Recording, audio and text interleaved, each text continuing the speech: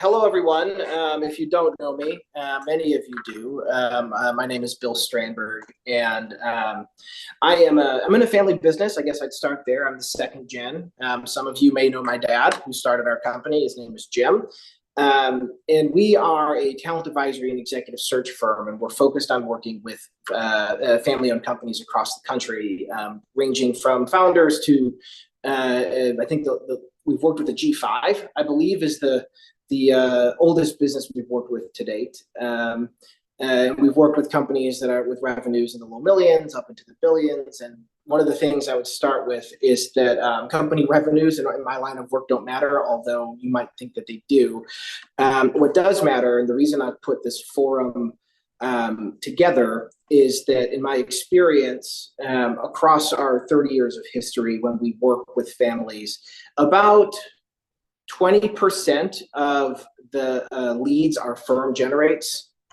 20% of the leads our firm generates are from our cold leads, people who reach out, and about 80 are coming from family business advisors of some shape or form or another. But this isn't a conversation to generate leads. I bring that stat up for a very significant reason, is that we found through working with families that have an existing family business advisor or wealth advisor or executive coach, that the families are oftentimes woefully unprepared for the change of bringing a non-family executive on board. So the purpose of this conversation is for advisors to families that don't necessarily think and swim in talent pools as much as I do, to jump in the water of thinking about talent in family-owned companies and better equip family business advisors to understand the challenges that families face when bringing in C-suite executives into their business, and also flipping that on the other side of that coin is the challenges that non-family executives face in entering family businesses, and how we can better prepare families to mitigate those challenges and set non-family executives up to succeed. With that said, I've got a number of things I want to go through, but I know, as I've noted, a lot of you know who I am, and it seems as though many of you might know each other in some shape or form. I strongly encourage folks to jump on and ask a question, either directly. I certainly don't mind being interrupted, and I encourage conversation and dialogue. But to kick things off, I want to share a story with you that illustrates the types of issues that we see that I believe family business advisors should know about. Redacting information here. Here's the necessary piece of information. A G4 family business that is forming a board of directors. They began working with the family business advisor, and then they're in the work of establishing rules of governance, and they are doing the work of bringing on independent directors. And a part of that line of sight from the family business consultant is, heck, guys, you need a president or CEO. That you have no one in line to succeed the current family CEO of the business, and then they referred Stranberg again. And we come in, we say, okay, this is a family that's working with a family business advisor. For us, we see that as an indication that a family is well prepared to deal with bringing a non-family person on board. And what we learned in this case was that they were woefully unprepared, and there was a lot of work that needed to be done. And it can be illustrated by a basic question that we like to ask. And I would advise that any person participating here add this question to their quiver. This is a business that was in grocery, and I sat across from the G4 CEO of the company, who worked in the business since his teenage years, sweeping the aisles and lifting boxes and that type of thing. What his job was. It's a very straightforward question. I said, what do you do every day? And he looked at his hands and he shuffled papers on his desk, and he said, purchasing. And this is a 100+ million revenue business. The CEO of the company, his job is not purchasing. That is perhaps a core competency of his job. That might be something that is necessary on which the business functions. but the owner of the company could not define what his job was. Yet he wanted to work with an executive search consultant to define the job of a successor. What needs to happen in these types of contexts is that the families, before you can talk about whom you're going to hire and what they look like, we first need to establish the precedents of how things are done on board in the family business itself. And I would strongly advise that if you can go to an owner of a company I want to be distinct here, and differentiate between owning a company and working in and managing the company. But if you have a person who is at the center of the success of a business and they cannot define their job, that's indicative of that no one else in their company will be able to do so either. And that will create a circumstance where you have significant role ambiguity in the organization, and it will create lots of problems when you bring someone on board. With that, we're going to kind of jump into things a little bit deeper. And Aaron, we can kick that slideshow going now. We've done the housekeeping stuff. Okay, so I think that the case study, the anecdote that I just shared with you is really meant to illustrate this, that there are we want to give you a line of sight on risks that families face. And the first one here is about roles and responsibilities. We're going to go into that in a bit greater detail. We can go forward a slide. Okay, big question that I think many family business advisors sit through here and discuss in detail, and many smarter people have done a lot more research on it than I have. But I do have a very simple salient point that I'd like to hit on. And if you want to go forward to the next slide, Aaron. These circles you've all seen before, and if you haven't, this is called the tri-circle model, created by John Davis and Renato Taglieri in the 1970s, and it describes a family business system of ownership, family, and management. Aaron, we can quick stop the screen share for a second. We look at the question I would ask is, I would suggest to the group that succession is different for those three circles. The way I look at it, and I'd ask for perspective from anyone else here, but in the ownership circle, what you're looking at is there's a significant legal question to succession about how the shares are transferred from one generation to the next. And that's not necessarily who's leading the company. There is, when we talk about the family business, we're going to get into the management of a business itself.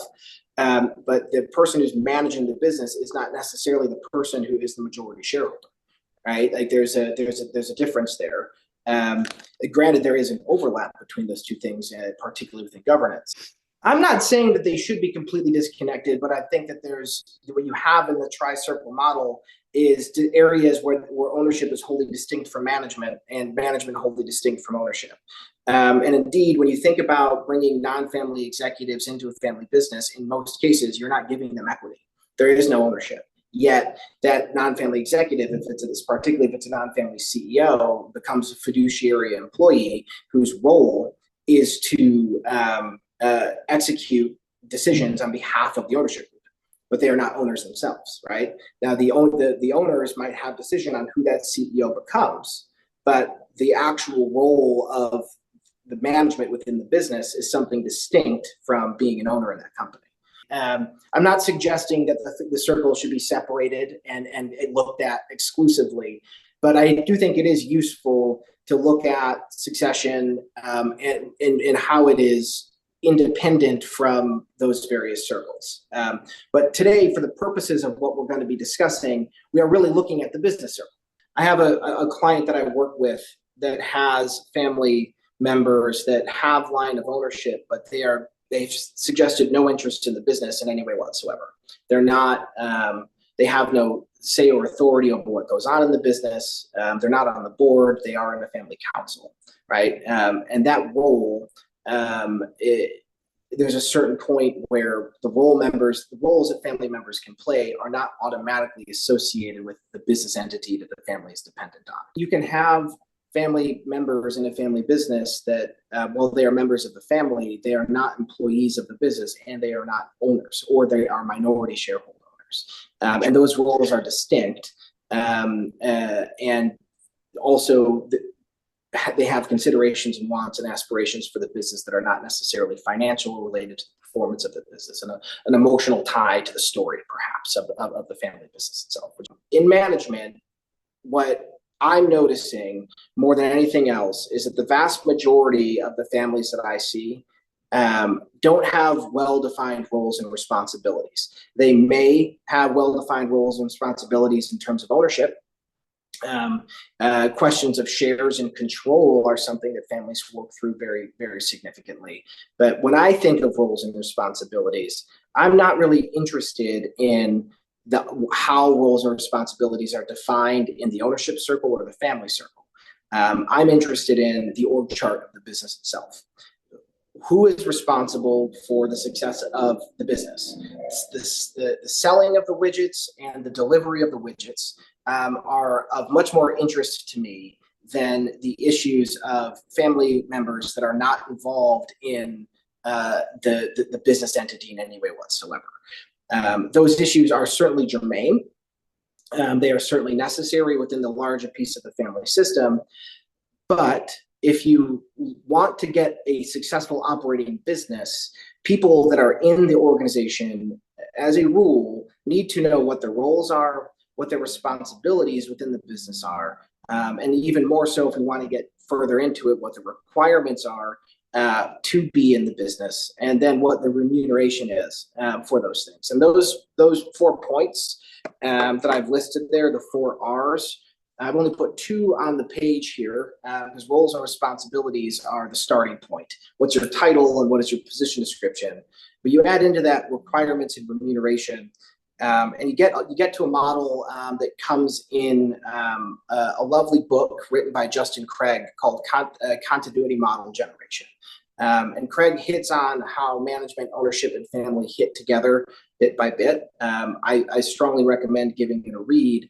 But the central point that I would hit on is that when families are going through transition, there needs to be a focus before you talk about who is getting what role within the business. This isn't the role within the family, or the role on the ownership committee, or the rollship in the family council, or the role in the board.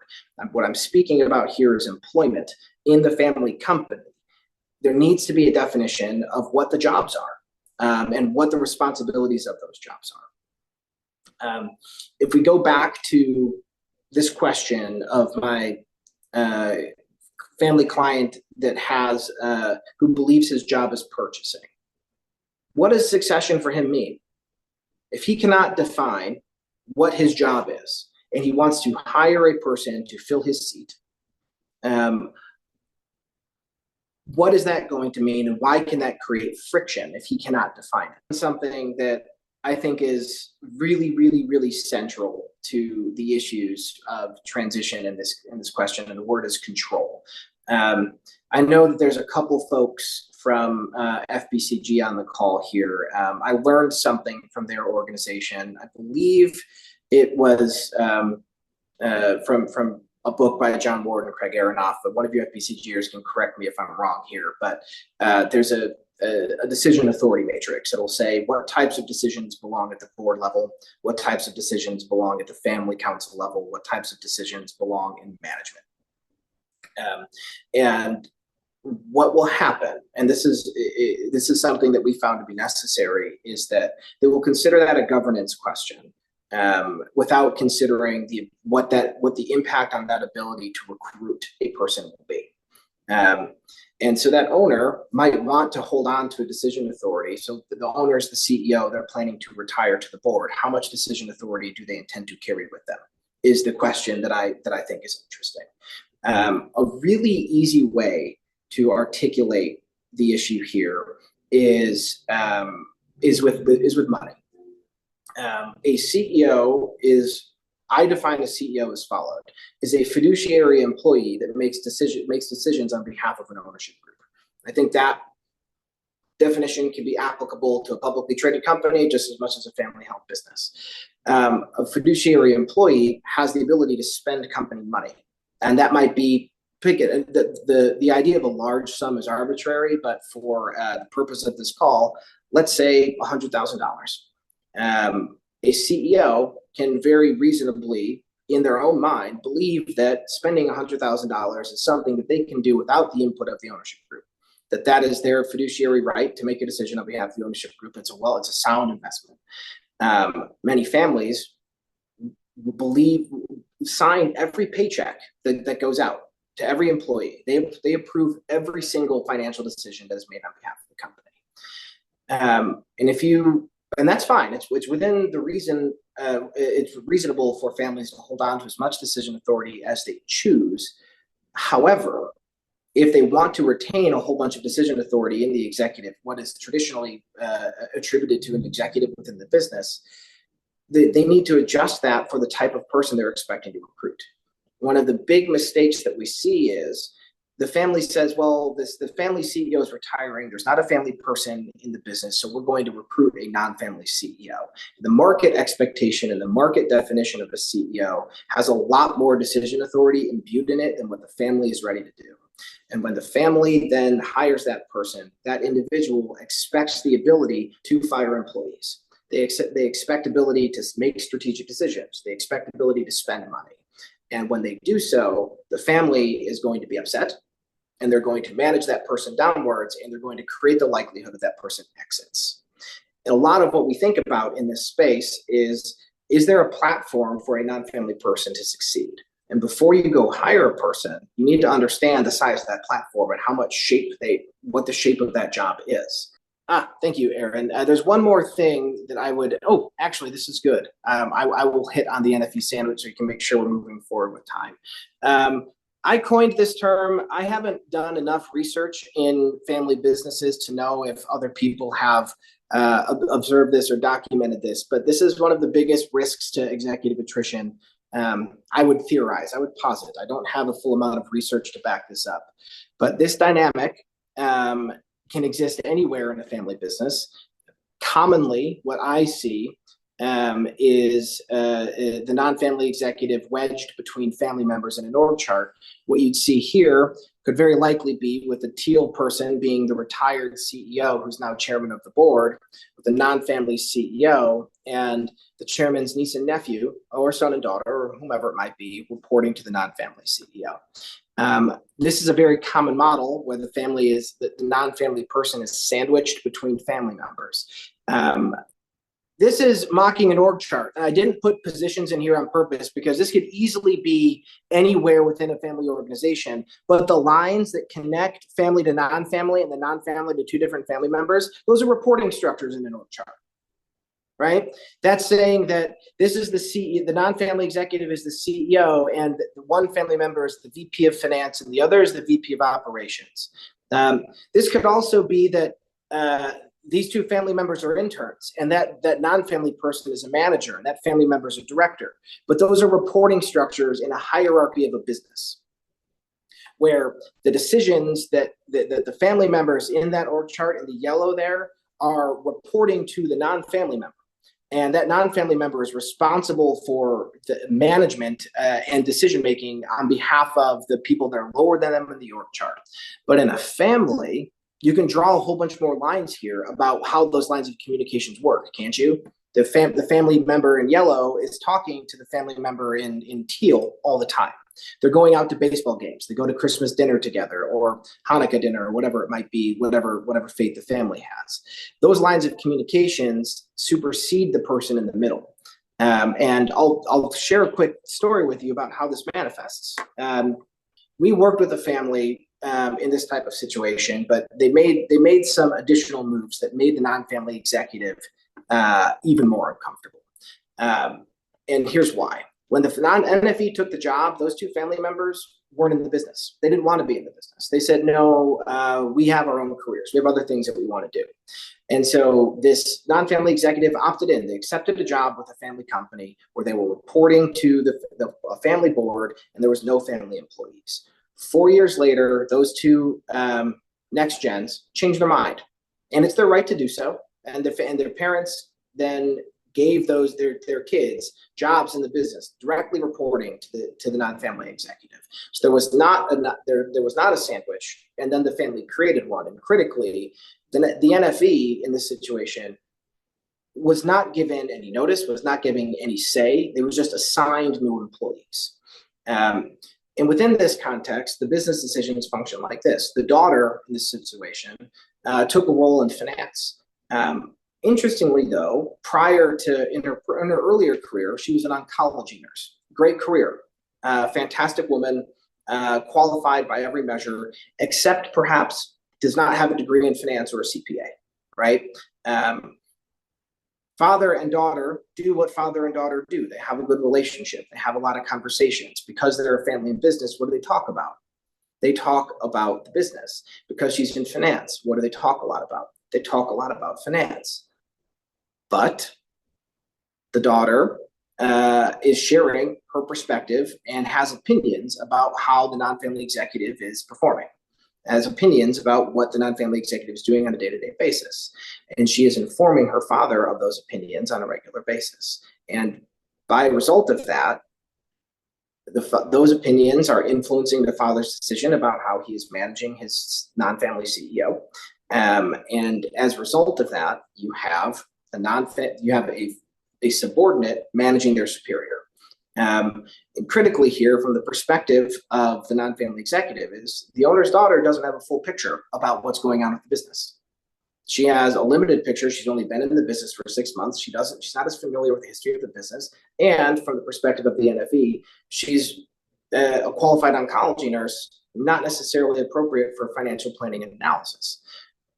Family's decision to put the person in this place, but the NFE that's caught in the middle of that feels squeezed. And we see this very often where the family owners, they don't have a fully developed fiduciary board. They have a family board where you've got family employees that are also their owner employees and owner board members, and you've got a non-family executive that's both reporting to the board and managing the owner employees. What happens in this situation is that the family needs to be aware of the different hats that they're supposed to wear. And the non-family executive needs to have an appropriate EQ to work within a family business. But if a family is going to create a sandwich like Kathy and I have been describing here, they also need to be advised on the risks. That it's very easy to create a condition where the person that's in that sandwich will get squeezed out. There's a mantra that I like to bring to my clients, that it's your business, but it's their career.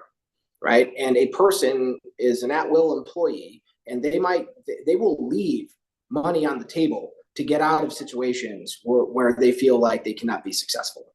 Right. And if you have a circumstance where you've got family members that are squeezing individuals like that, in my opinion, an advisor to a family should identify when you have a sandwich and assess the situation of how risky it is.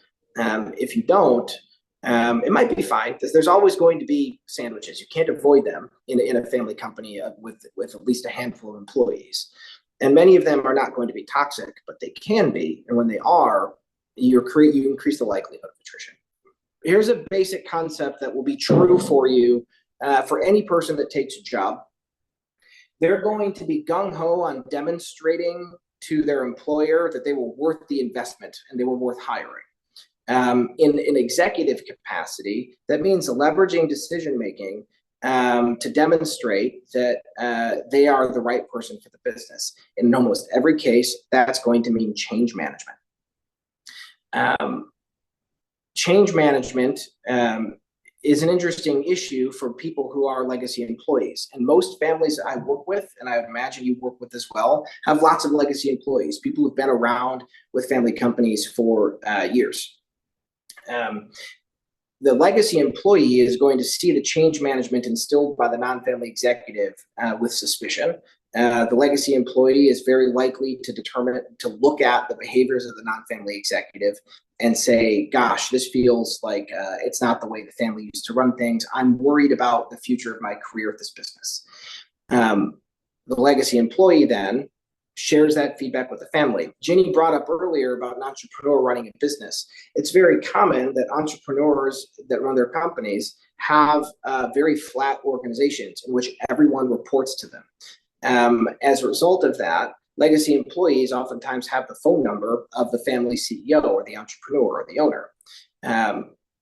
They share their negative feedback on the change management that the new hires bringing to the business, and the family in turn comes down on the new hire and micromanages them. I like to call this the Chicken Little syndrome, not to belittle the legacy employees in the business, but they are inclined to believe the sky is falling anytime a new executive in a family business makes a decision. It's not falling. It might be. I mean, it could be, but the reality is it's likely not. And but their anxiety can amplify the anxiety that the family has about the decision that they're making. And this cycle, when the family comes in and begins to micromanage the non-family executive, they are in almost every circumstance showing their non-family executive the door. It is the fastest way I will see non-family executives quit or be fired is from the conflict triangle connecting on all 3 points. It typically involves the family member coming back to the office and having a not so private conversation with the person that was hired for the role, and the person that was hired for the role having a not so quiet walk out the door. This can be mitigated in a fairly straightforward manner with the bottom right triangle. And I'd actually unpack this for a second. If we think about the NFE to legacy employee change management line, and you've got a teal line underneath it that describes onboarding and expectation management. I recently dealt with a family that we were having a discussion about how compensation was implemented considering this question. We have a 40% variable compensation on the CEO's base salary. It means if they're making $100,000 base, they can make up to $40,000 more if they achieve certain milestones. But the question becomes, what are the milestones that the CEO is pushing for to earn that extra 40% bonus on their salary? If you make those very aggressive financial metrics, like we want to double the value of our company in 2 years' time, expect a lot of difficult change. But if you make that incentive tied to living the values of the company, if you go into this and say, well, how can we turn our values into a metric and determine whether or not the CEO is living the values of the company, you are likely to keep them in lane with the expectations of the family, as also in lane with the organization itself. I'm going to go through this in quick motion. I'm going to go through the rest, and then I'll open this up for some questions. The legacy employee point, I would strongly underscore this. When you have a lot of changeover in a family company, rather, I'm not saying that correctly. When you have significant change in precedence with a family leader going to a non-family leader, your legacy employees are going to be scared, and they're going to be anxious, and they're going to be worried about what it means for them. Not all of them, but some of them. And you need to be prepared for that. You will find circumstances where legacy employees will quit just because they don't like the idea of someone not in the family running the company. And you'll find a lot of them anxious. And if they have a route of communication to the owners of the company, they will be inclined to use them, especially if there's precedence for using those lines of communications in the past. And for that reason, the family needs to have an appropriate line of communication available for the legacy employees. That negative feedback needs to be channeled. And that brings me to my third point here about governance. It is incumbent on the family to set the non-family executive and the organization up to succeed, which means that they both need to have strong onboarding and governance and expectation management for the non-family executive in place. And so too do they need to have a meaningful communication plan that engages their employees and captures their feedback. In doing so, you can neutralize the risk of this conflict triangle and not create conditions where the NFE exits. Aaron, can you cut the screen share? if we can get consensus on what the job looks like for the incumbent and how the family views success, and then the next step of the equation is decision authority, which in most cases is done by a family business consultant. That's typically not what we do. But if you're going to be in a situation where you're shifting precedence from a family member running the company to a non-family member running the company, decision authority almost always changes. And that is one of the central risks to this working out correctly, is the family expects to hold on to more decision authority than the market expects. The incumbent's title might have been CEO, but the person they're hiring is not automatically also a CEO. They might be hiring a president or a vice president into the company, and a vice president or president will expect less autonomy. A CEO, from the market perspective, will expect a vast amount of autonomy and decision-making authority. So you get decision-making authority, position clarity, and defining success from the ownership committee. And the final piece of the puzzle here is values and compensation. What are the values of the company? How do you turn them into something that you can measure and assess? And can they effectively compensate an individual? If you get all of those pieces together in a single component, you have a package that you can take to the market, and you can effectively recruit for. You can articulate what the vision of the family is. You can articulate what the position is. You can demonstrate how that CEO is going to interact with the board, and you can demonstrate how they're going to be remunerated, and you can show them what the goal is. If you can set all of those pieces up, you can then recruit effectively. And then after all of that recruitment gets done, you need to make sure that that person is set up to succeed with appropriate onboarding measures so that they are earning credibility with the family and the organization before making a significant amount of decisions on their behalf.